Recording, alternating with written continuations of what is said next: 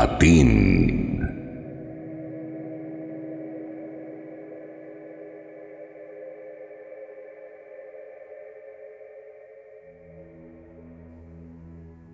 Hello everyone. Hello Sir Jupiter. Hello Sitio Bangungot. Isa nga po pala akong new listener sa channel na ito. Siguro ay mga ilang buwan pa lang ang nakakaraan nang magsimula akong makinig sa inyo, pero naengganyo na po akong magbahagi na rin ng sarili kong kwento dahil ang gaganda po ng mga stories ninyo. Ako nga po pala si Gemaline, Gemma for short. Isa po akong 26-year-old pharmacist na tubong Northern Samar. Pero nandito ngayon sa Taguig, kasama ang asawa ko at isa naming anak. Hindi naman po direktang tungkol sa akin ang kwentong ibabahagi ko sa inyo ngayon. Actually, isa po ito sa mga kwento ng lola ko na hinding-hindi ko po malilimutan.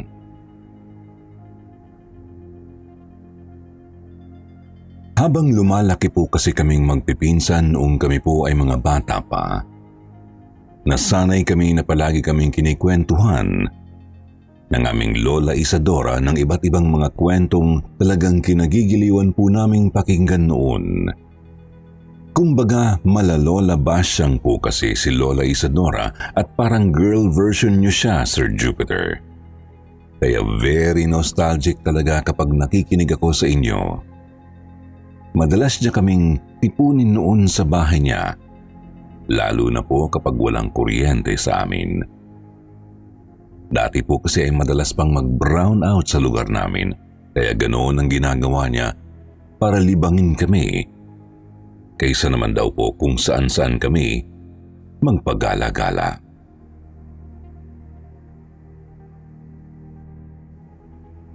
Sino po sa inyo ang nakaranas ng ganito noong bata pa, lalo na po sa mga lolo't lola natin noon? Comment po kayo kung pareho tayo ng experience, guys, ha? Pero alam niyo po ba, sa lahat ng kwento niya ay may isa po talaga roon na tumatak sa isip ko. Tungkol po ito sa naging kapitbahay ni na Lola Isadora noon. Isang pamilya ng mga albularyo. At sa natuklasan nilang lihim ng mga ito. Hayaan niyo po akong ibahagi sa inyo kung paano rin ito ikinuwento sa amin ni Lola Isadora.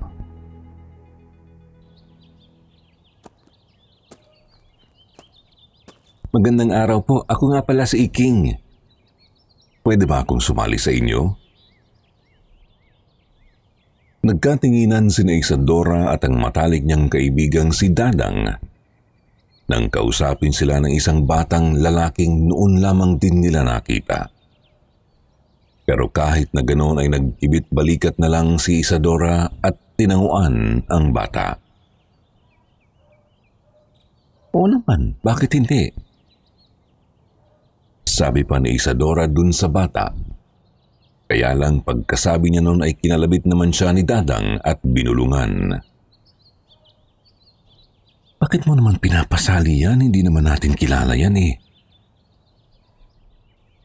Ihayaan mo na, Dadang. Kawawa naman siya. Hindi ka naman niya inaano eh. Isali na natin. Sige na nga. Matapos makumbinsi ni Isadora, ay binalingan na ni Dadang yung batang lalaking nagpakilala sa kanila bilang Iking. Sige na, tali ka na sa amin. Ako nga pala si Dadang. Ito namang kaibigan ko, si Isadora. Tara, laro na tayo.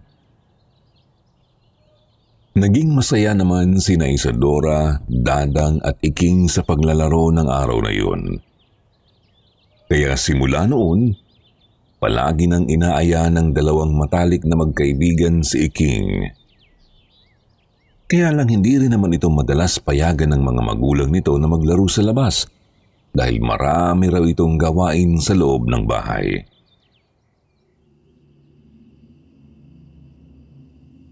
Bakit pa kasi ayaw kang palabasin ng nanay at tatay mo, Iking?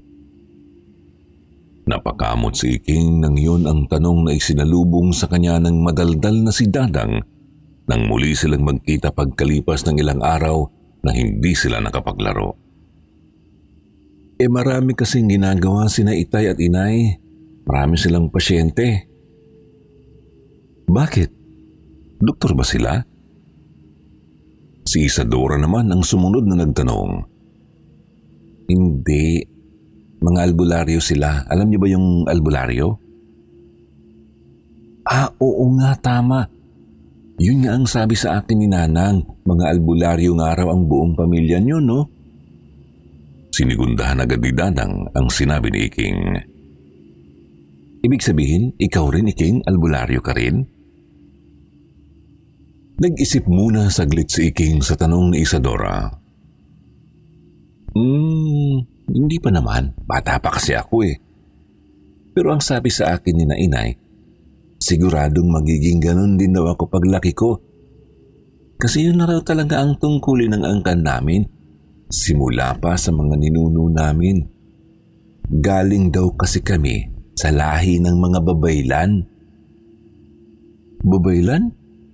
Hala, nakakatakot pala kayo, Iking. Di ba yung babaylan sila yung parang malalakas na mangkukulam?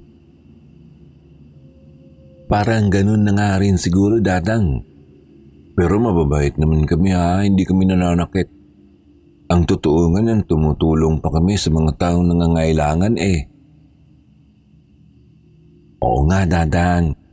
Sabi ni Nanay, mababait daw ang pamilya na Iking. Saka ang gagaling nila kasi marurunong daw silang mag-Latin. Latin? Ano yun?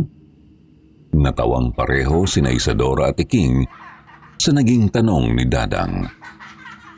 Napaka-inosente kasi nito at parang wala talagang kamuwang-muwang sa mundo. Isang uri yun ng makapangyarihang lengguwahe, Dadang.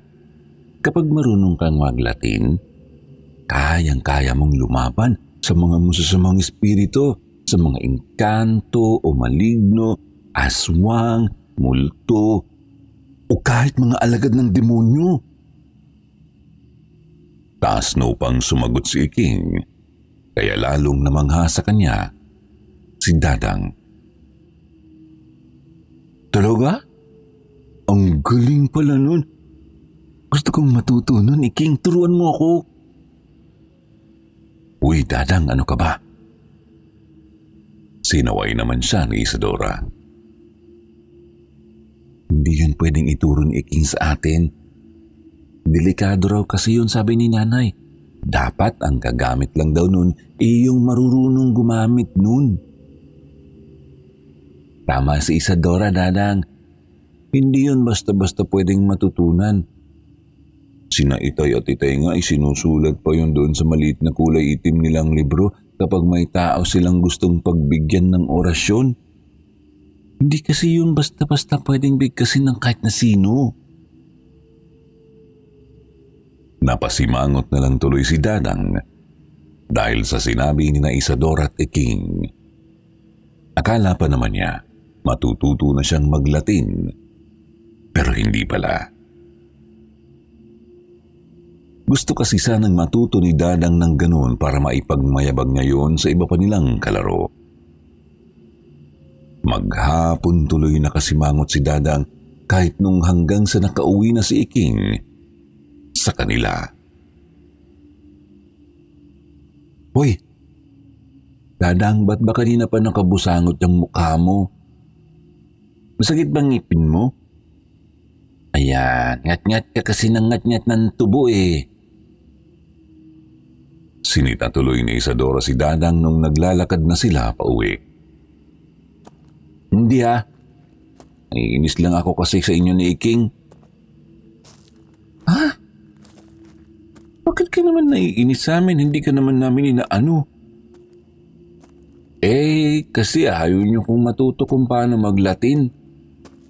Tapos kinampihan mo pa si Iking. Di ba ako naman ang una mong naging kaibigan? Dapat ako yung kinampihan mo kanina. Parang yun lang naman pala, Dadang. Arte-arte mo naman. Isa hindi nga kasi pwedeng matutunan na lang natin yun basta dahil delikado yun. Bakit ikaw hindi ka ba naingganyang matutunan? Hindi nakasagot si Isadora sa tanong ni Dadang.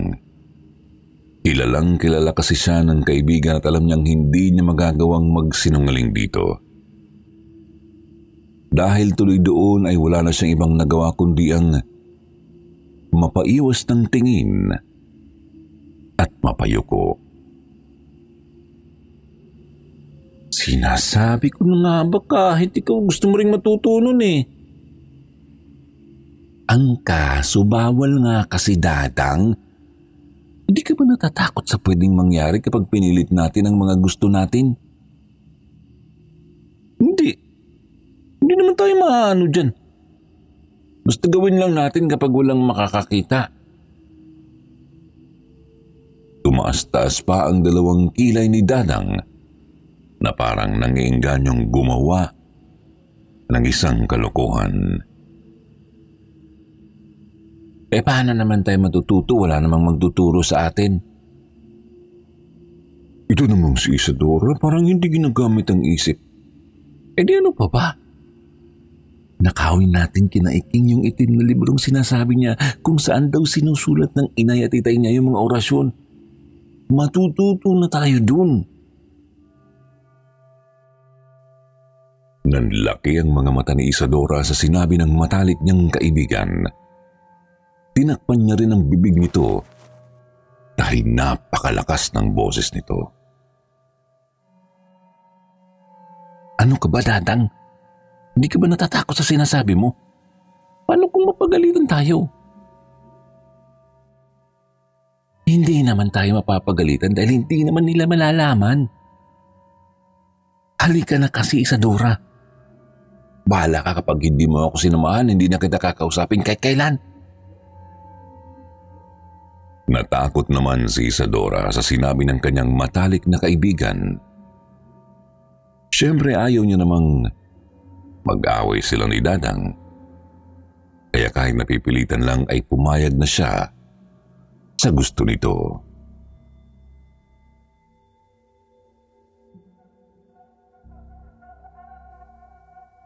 Alas 5 na ng hapon at nakita na nilang abala na naman sa bahay ni Naiking. Ang dami na naman kasing nakapilang pasyente doon sa kanila. Kaya siguradong hindi na mapapansin ng mga ito kung sakaling papasok sina Isadora at Dadang sa kanilang bahay para kunin yung librong itim. Kaya ganun nga ang ginawa nila. Pumuslit sila papasok sa loob ng bahay ni Naiking. Namangha pa nga sila nang makita ang loob ng tahanan ng mga ito. Napakarami kasing nakasinding iba't ibang kulay ng kandila doon. Itim, pula at puti. At parang ang tahi-tahimik sa loob ng bahay. Walang kahirap-hirap nilang kinuha yung itim na librong nakatago doon sa pinakaunang taguan ng lumang aparador sa salas ng pamilya ni Naiking. Dahil nga abala sa panggagamot ang mga tao roon. O diba? Ang galing natin, Isadora! Tuwang-tuwa pa si Dadang habang iwinawagayway sa mukha ni Isadora yung itim na librong kinuha nila. Si Isadora naman medyo kinakabahan na dahil para siyang nakaramdam ng kakaibahan ang hawakan niya kanina, yung librong itim. Dadang, isauli na lang natin yan. Parang natatakot ako eh. Hindi mo ba nararamdaman na parang biglang lumamig yung simoy ng hangin mula nung lumabas tayo kay Naiking? Napangiwi naman si Dadang sa sinabi ni Isadora. Kinakabahan ka lang kaya ganun. Halika na, basahin na natin tong librong to. Ayoko, Dadang, ikaw na lang. Sinamahan naman na kitang pumuslit kina Iking, di ba? Ikaw na lang ang bumasa niyan. Ang duwag mo naman. Sige, ako na nga lang. Bagamat hindi maintindihan ni Dadang ang mga katagang binabasa niya sa pinakaunang pahina ng librong hawak niya, ay paulit-ulit niya pa rin yung binigas hanggang sa halos masaulo na niya ang bawat linya roon. Kaya lang, mag-iisang oras na siguro silang nakatayo doon sa ilalim ng puno ay wala pa rin nangyayari man lang sa kanya kahit sa paligid lang nila. Peke naman yata tong librong to eh. Biglang iniitsa ni Dadang yung libro sa lupa nang mapag-isip-isip niyang wala naman itong silbi sa kanila. Ala ka, Dadang, ibalik na lang natin. Baka kasi sila lang talaga ang pwedeng gumamit niyan kaya hindi gumagana sa'yo. Ayoko nga, baka mahuli pa tayo eh. Hayaan mo na yan dyan. Makikita rin naman nila Iking yan kasi nandito lang naman sa tapat ng bahay nila. Tara, umuwi na tayo, baka hinahanap na tayo ni nanay eh. Nagdadalawang isip man ay sumunod na lang si Isadora sa kaibigan. Dahil takot din naman siyang hawakan ng nasabing libro. Ayaw niya ring isauli yun na mag-isa sa mga magulang ni Iking dahil baka mapagalitan siya at mabuking pa ng mga ito na sila nga ni Dadang ang kumuha nun. Umuwi na lang ang dalawa sa kani-kanya nilang bahay. Total ay madilim na rin naman at siguradong pagagalitan na sila dahil inabot na naman sila ng gabi sa kalalaro. Hating gabi, nagising si Isadora dahil sa ingay na nanggagaling sa labas ng bahay nila. Parang may nagkakagulo. May mga nagsisigawan. Melchor! Estrella! Lumabas kayo dyan. Anong ginawa niyo sa anak ko? Nang sumilip si Isadora sa bintana ng kwarto nila, ay nakita niya ang tatay ng matalik na kaibigan niyang si Dadang na may dalang itak. Habang naghuhuramentado doon sa tapat ng bahay ng pamilya ni Iking. Dahil doon hindi naman nagtagal at lumabas din si Mang Melchor at hinarap ang galit nilang kapitbahay. Ano bang problema, Aldo? Bakit naghuhuramentado ka dito sa labas? Halika, pumasok ka muna sa loob at pag-usap tayo na maayos. Yun naman ang isinagot ni Mang Melchor na tatay ni Iking sa tatay ni Dadang na si Mang Aldo. Paano mag-uusap ng maayos? Kinanti niyo ang anak ko. Ayun at nagwawala doon sa bahay namin. Parang sinasapian ng kung anong klaseng demonyo habang paulit-ulit na binabanggit ang pangalan niyo mag-asawa. Kitang-kita ni Isadora mula sa pagkakadungaw na sa bintana na nanlaking bigla ang mga mata ni Mang Melchor sa narinig. Kahit siya, ay ganun din ang naging reaksyon. Ano ka mo? Paano nangyari ang ganun? Walang ideya si Mang Melchor sa nangyayari. Pero si Iking ay agad na nagkaroon ng ideya. Tatay, kanina po kinukulit ako ni Dadang na turuan ko raw siya ng Latin. Nabanggit ko sa kanya ang libreta nyo kung saan kayo nagsusulat ng mga dasal na Latin. Hindi kaya? Hindi na naituloy ni Iking ang sasabihin niya dahil dali-dali siyang nagpunta sa loob ng kanilang salas at binuksan ang mga tukador. Tatay! Inuha po yata ni Dadang yung librong itim dito sa tukador. Nawawala po. Yung librong kung saan nyo sinultang orasyong ginamit nyo para ikulong ang kaluluwa ng mangkukulam na si Constancia. Biglang nataranta si Mang Melchor sa pagkasabi niya sa pangalang yun. Kahit si Aling Estrella ay napalabas na rin ng bahay. Nasaan ang libro, Iking? Alam mo ba kung saan niya dinala ang libro? Nasaan ang libro, Iking? Alam mo ba kung saan niya dinala ang libro? Nag-i-hysterical ang ina ni Iking kaya lalong natakot si Isadora habang pinanonood niya ang mga ito. Hindi ko po alam, inay, pero ang hula ko po ay alam ni Isadora. Dumagundong ang dibdib ni Isadora nang marinig niyang binanggit ni Iking ang pangalan niya. Maya-maya pa pinuntahan na rin siya ng mga magulang niya sa kwarto niya. Kanina pa rin pala nakasilip ang mga ito sa nangyayaring gulo sa labas. Isadora, magsabi ka ng totoo. May kinalaman ka ba sa pagkawala ng libro ni Mang Melchor? Galit na tanong tuloy sa kanya ng tatay niya kaya wala nang nagawa pa si Isadora kundi umamin. Hindi naman po akong humawak noon, si Dadang lang po. Inidsa niya nga po yun sa lupa. Doon sa punong katapat ng bahay ni na Iking. Kasi akala niya wala raw po yung epekto, peke raw po yun. Umiiyak na si Isadora habang isinusumbong sa mga matatandang nakapaligid sa kanya ang lahat. Agad namang pinuntahan ng mag-asawang albularyo yung lugar kung saan nila itinapon ang libro. Ito ang libro. Pero nawawala yung nakasulat sa unang pahina. Mukhang nakawala nga ang kaluluwa ni Constancia. Isinama siya ng mga magulang niya.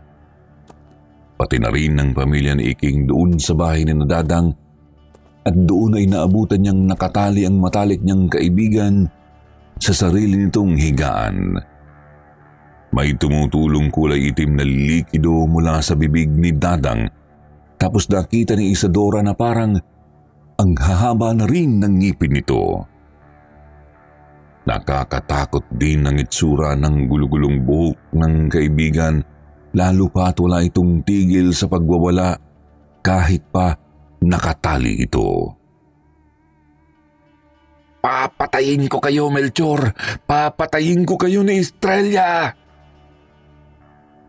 Yun ang paulit-ulit na isinisigaw ni Dadang. Pero parang hindi naman ito ang nagsasalita dahil malaki at nakakatakot ang boses na lumalabas mula rito. Hindi na nahinto sa pag-iyak si Isadora. Natatakot siya sa nakikita niya. Sino ba si Constancia, Melchor? At bakit ganyan na lang ang galit niya sa inyo? Bakit niya sinasapian ang anak ko? Siya ang nanay ko, Alto. Isa rin siyang dating albularyo na nalulung sa sobrang kapangyarihan hanggang sa nawala siya sa sarili niyang katinuan. Matapos niyang kitilin ang sarili niyang buhay bilang parte ng kasunduan nila ng demonyo, kapalit ng napakalakas niyang karunungang itim. Ganun na lang ang tindi ng galit niya sa amin ng asawa ko dahil ikinulong namin siya sa ibang mundo para hindi niya siya makagawa pa ng masama sa kapwa niya. Wala namang inilihim si Mang Melchor tungkol sa kung sino ba yung mangkukulam na gumugulo sa kanila ngayon. Sinapian niya ang anak mo, Melchor, dahil bukod sa si Dadang ang nagbukas ng libro at bumigkas ng mga orasyong Latin na nakasulat doon, si Dadang ay mayroon ding ugaling katulad ng kay Constancia. Sabik at hayok sa kapangyarihan. Habang nag-uusap ang matatanda, napansin na lang ni Isadora na tinititigan siya ni Dadang ng masama. Parang luluwa na ang mga mata nito sa sobrang panlilisik, pero nakaukit pa rin naman sa bibig nito ang malawak na pagkakangisi na parang nasisihan siya sa ginagawang pananakot kay Isadora. Nakita pa niya na isa-isang biglang nanlagas ang mga ngipin ni Dadang kaya hindi nagtagal ay talagang dumudugo na ang bibig nito. Isadora, tulungan mo ko! Umalahaw ng pagkalakas-lakas si Isadora dahil sa nakita niya. Napalingon naman si Mang Melchor at iba pang matatanda kay Dadang at doon na nila sinimulang paalisin yung demonyo sa katawan ng bata. Nagsimula ring magdasal si Isadora at humingi siya ng tulong sa Diyos para tulungan ang matalik niyang kaibigang si Dadang. Hindi niya iminulat ang mga mata niya kahit sobrang lakas na ng hangin sa paligid niya at kaunti na lang ay matatangay na siya noon. Basta ang alam niya, tumawag lang siya sa Diyos. Nagdasal siya ng nagdasal hanggang sa maya-maya pa. Bigla na lang huminto yung malakas na hampas ng hangin sa paligid.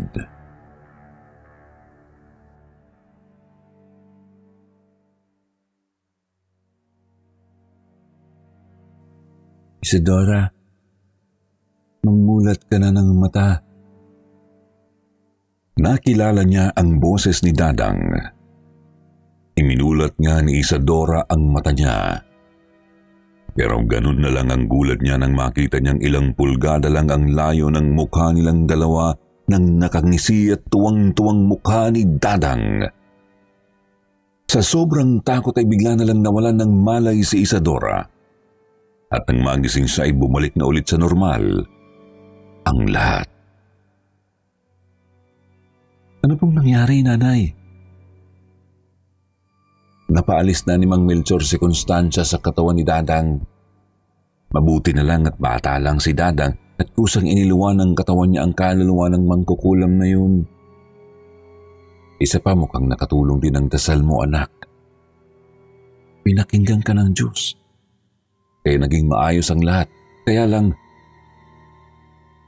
po Nay. Aalis na si Naiking dito sa atin, Isadora. Babalik na sila sa bundok na tinitirhan nila noon.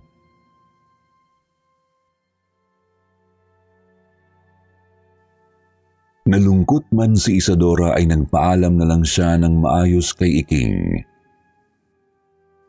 Humingi rin siya ng tawad sa ginawa nilang pagnanakaw dun sa librong itim na naging dahilan kaya napahamak si Dadang. Pinatawad naman sila ni Iking at nagyakapan pa sila bago ito tuluyang umalis.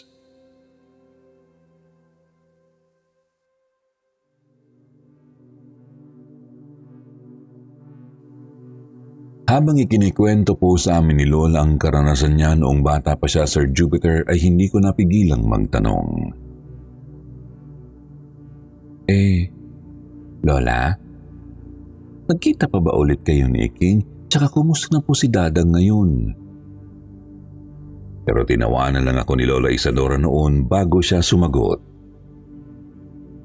Si Dadang? Ayun. Nagmadre siya noong lumaki na kami. Siya na ngayon si Mother Adelaida. Yung namamahala sa simbahan dyan sa bayan. Biglang umaliwalas ang mukha ko nang maalala ko yung mabait na madre na palagi kaming binibigyan ng biskwit pagkatapos naming magsimba ni na Lola noon. Siya pala yun.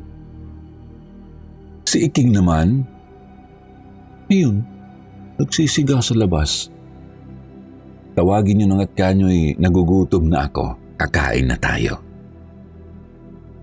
Pagkatapos po ay nakangiting itinuro ni Lola Isadora si Lolo Enrique na noon ay nagsisiga sa labas ng bahay namin. Halos mabingi ako sa lakas ng sigawan naming magpipinsan noong ma-realize namin na si Iking pala ay ang lolo namin. Kaya nga po, isa talaga to sa paborito kong kwento ni Lola, Sir Jupiter. Sobrang nag-enjoy po akong i-share sa inyo to, kaya sana po ay magustuhan nyo rin ang kwento ni Lola. Sana po may mapulot din kayong aral dito. Sa ngayon ay dito ko na po muna tatapusin ang sulat ko. Maraming salamat po ulit. Sitio Bangungot.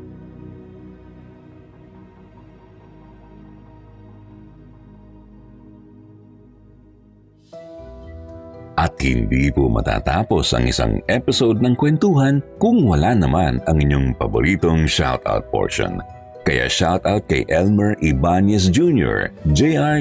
Bank, Shasha Sudario, Geraldine Macarubo, Lauren Fabila, Mayumi Makisig, Ling Praile, Britney GFT, Mitch Huesca at kay Jose Balagan. Ito naman po ang ilan sa magagandang comment mula kina Neil Atienza at Otitsods. Sabi ni Nel, hindi po nakakasawang makinig ng inyong channel na Sitio Bangungot. Ang ganda po ng boses nyo, maganda kayong mag-narrate. Stay safe and good health po. God bless po sa inyong lahat. Sabi naman ni Otis, Sitio Bangungot at kwentong takip silim ang mga horror story channels na talagang may dating pagdating sa dramatization at narration. Hindi po nakakasawa. Keep it up mga kasityo at kakwentong takip silim. Sa mga hindi nabanggit, sa susunod na lang po ha, at huwag po ninyong kalimutan mag-reply sa ating shoutout box na nasa comment section para ma-shoutout ang pangalan nyo. Muli po, mula sa bumubuo ng Sitio Bangungot, ito po ang inyong lingkod, Jupiter. Nagpapasalamat.